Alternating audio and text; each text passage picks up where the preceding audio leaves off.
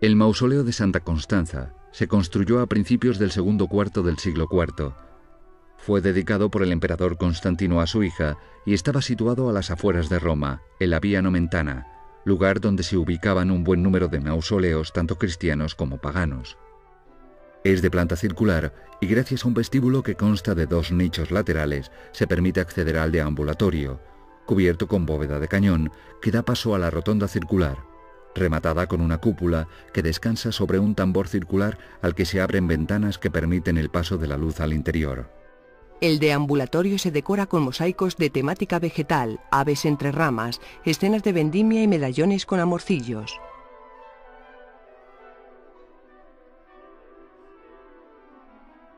Sobre los cimientos del baptisterio construido por el emperador Constantino en Roma, el Papa Sixto III construyó el nuevo baptisterio de San Juan de Letrán. El edificio tiene planta central en cuyo centro se halla una piscina octogonal con 8 columnas, rodeado de un deambulatorio cubierto con bóveda, en sintonía con el mausoleo de Santa Constanza. El baptisterio de San Juan de Letrán constituye uno de los ejemplos más espectaculares entre los edificios circulares del siglo V.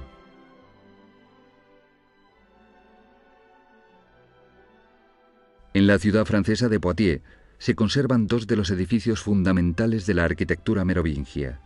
El baptisterio se remonta a época paleocristiana, situándose adosado a la catedral. El edificio actual presenta una sala rectangular con 2 absidiolos, prolongándose al este por un ábside poligonal. En el centro de la sala bautismal encontramos la pila bautismal. La sala central está precedida por un nártex de 5 paños. Las masas dominan sobre los vanos, recibiendo la luz en el interior a través de 2 óculos enmarcados por pilastras, sobre las que se establecen 2 frontones triangulares y uno semicircular de clara inspiración clasicista. La alternancia de ladrillo y piedra es una de las características de la arquitectura merovingia.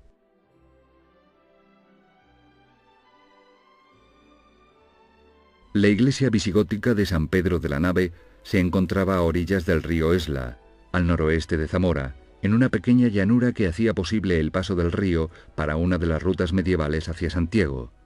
Cuando la construcción del embalse de Ricoballo amenazó con dejarla cubierta por las aguas, se emprendió su traslado a otro lugar, con una larga polémica entre vecinos, autoridades y empresas, que se decidió finalmente por el nuevo emplazamiento en Campillo, la localidad más cercana de su antigua jurisdicción, que carecía de otro templo. Lo que se conserva de la estructura original del edificio es el perímetro completo de la planta, en forma de un rectángulo de 11,20 por 16,80 metros, al que se le añade en la parte oriental una capilla de 4,80 por 4 metros y además 2 pórticos, al norte y al sur, de 4,80 por 3,20 metros.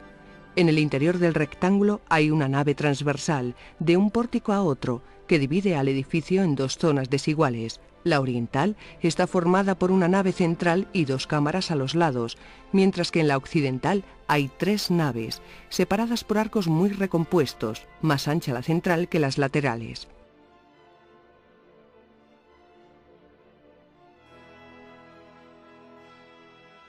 Santa Comba de Bande, en la provincia de Orense, es la iglesia visigoda de planta central que nos ha llegado en mejor estado de conservación.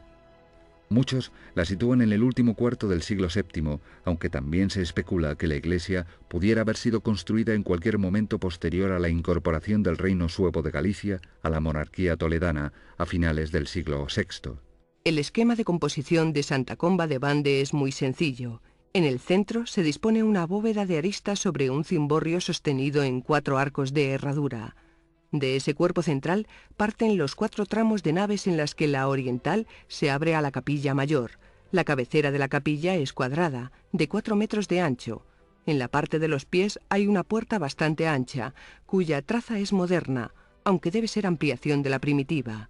Ante esta puerta hay un pórtico, también posterior a la iglesia visigoda, pero apoyado en una sillería similar a la del resto del edificio, por lo que se piensa que podría haber sido una restauración del original. La planta se completa con 4 habitaciones, una a cada lado del cimborrio y otras 2 a los lados del pórtico, de las que solo se han reconocido huellas de cimentaciones.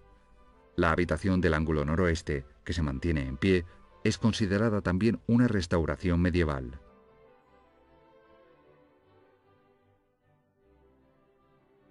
En el importante centro lombardo de Cividal se construyó el oratorio de Santa María del Valle. Se trata de un pequeño templo de planta rectangular fechado hacia el año 780, en el que destacan la exquisita decoración constituida por elegantes mármoles en la zona inferior, mientras que estucos policromados en relieve y frescos adornan la superior. El estilo de la decoración hace pensar a los estudiosos que existiría un estrecho contacto entre la región de Lombardía y Bizancio. En el centro de la mandorla mística encontramos a Cristo bendiciendo con el libro de la ley en su mano izquierda. Alrededor se representan diversas escenas bíblicas, pudiendo apreciarse claramente la adoración de los Reyes Magos, donde destaca la ausencia del Rey Negro, ya que en aquellos momentos los padres de la Iglesia consideraban que esa raza no tenía alma.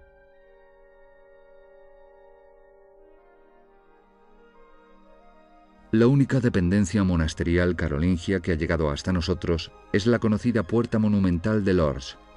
Se encontraba este monumento en el atrio de la iglesia construida por el abad Henrik, 778-784. Sus fuentes de inspiración debemos buscarlas en la romanidad, ya que fue concebida como un gran arco de triunfo de 3 vanos, con una articulación del muro en la que no falta la superposición de órdenes.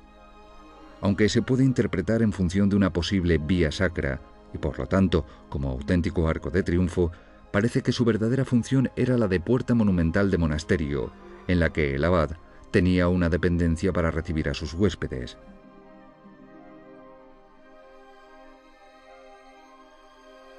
Uno de los documentos más importantes de toda la época medieval es el Plano de San Gal, que se conserva en la biblioteca de esta localidad suiza. Gracias a él, podemos observar cómo los monjes realizaron el proyecto de un monasterio. El plano fue dibujado poco antes del año 829 en tinta roja sobre 5 hojas de pergamino, siendo encargado por el abad Godberto. Con este plano podemos reconstruir idealmente el proyecto que concebía el monasterio como una pequeña ciudad autosuficiente. Las construcciones se organizaban alrededor de la gran iglesia abacial, a cuyo alrededor se organizan el resto de construcciones.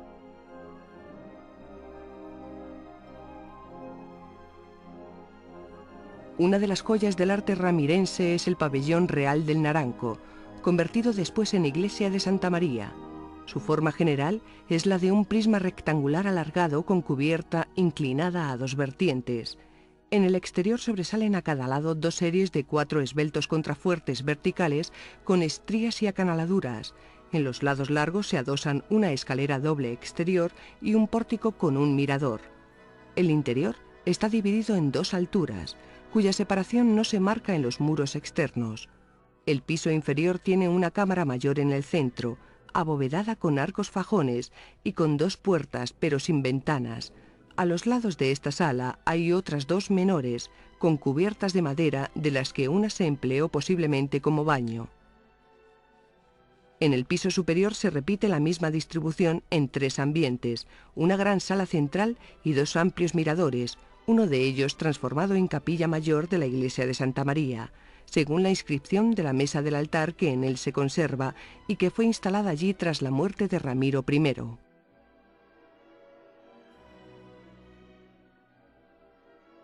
La iglesia del conjunto ramirense del Naranco estaba dedicada a San Miguel. Ha perdido toda la zona de la cabecera, pero se puede observar que la nave principal era estrecha y muy alta, con bóveda de cañón entre arcos fajones, como la de Santa María, que pudo desplomarse por la poca superficie de los soportes y la mala cimentación. En la parte de los pies está clara la existencia de una tribuna sobre la puerta principal, con escaleras laterales de acceso, que sería el lugar reservado para el monarca. Las jambas de la puerta principal están labradas con 3 escenas figuradas, que se repiten a cada lado y que parecen extraídas de las ornamentaciones de los dípticos consulares.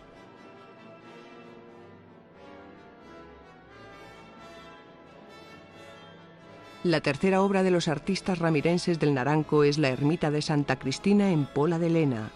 El edificio se compone de una sola nave con cámaras menores en cada lado. La de los pies sirve de pórtico, la de la cabecera de capilla mayor y las laterales harían de sacristías, aunque están algo alejadas del altar para permitir el desarrollo de las escaleras laterales a los muros. En el exterior hay contrafuertes, pero ni estos ni las dovelas de los arcos tienen decoración alguna. quizás por la menor calidad de la piedra.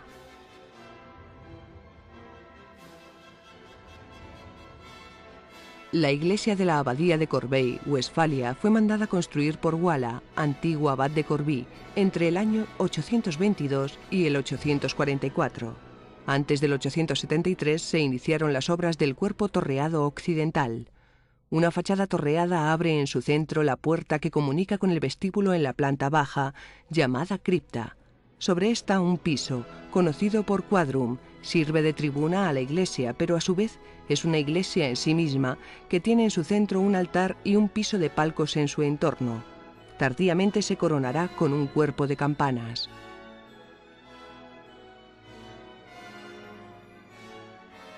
La iglesia del monasterio de Escalada es una de las fundaciones mozárabes mejor documentadas.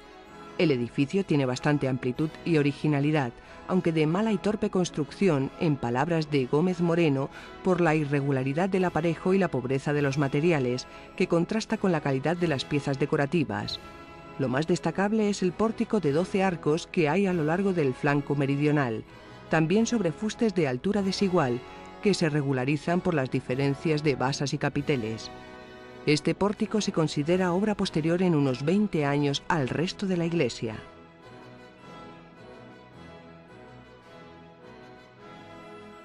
La gran basílica de Hildesheim es obra personal del gran prohombre de estado Berwald, consejero de la emperatriz Teófano y mentor de Otón III. Compatibilizaba sus cargos cortesanos con el de obispo de Hildesheim. Entre 993 y 1022, fundó la iglesia abacial de San Miguel en 996 y aquí se hará enterrar, en un sarcófago esculpido. Desde este momento se inician las calamidades del edificio. Se suceden los incendios y destrucciones hasta el gran desastre de 1945. Una meticulosa restauración nos permite contemplar en la actualidad una académica e historicista imagen de un edificio otoniano. Planta y volumen denuncian una clara articulación de sus partes mediante una precisa proyección en cuadrícula. El espacio originado por el cruce de la nave central y el transepto es un cuadro, que será utilizado como un elemento modular básico en la definición proporcional de los diferentes espacios del conjunto. Constantino a su hija y estaba situado a las afueras de Roma, en la Vía Nomentana, lugar donde se ubicaban un buen número de mausoleos tanto cristianos como paganos. Es de planta circular y gracias a un vestíbulo que consta de 2 nichos laterales se permite acceder al deambulatorio.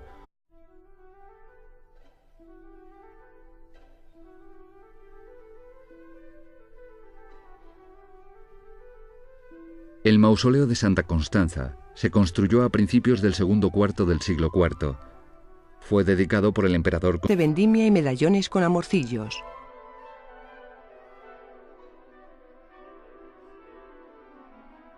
Sobre los cimientos del baptisterio construido por el emperador Constantino en Roma, el Papa Sixto III construyó el nuevo baptisterio de San Juan de Letrán.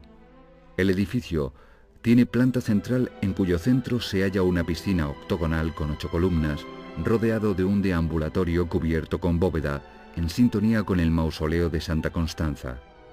El baptisterio de San Juan de Letrán, cubierto con bóveda de cañón, que da paso a la rotonda circular, rematada con una cúpula que descansa sobre un tambor circular al que se abren ventanas que permiten el paso de la luz al interior.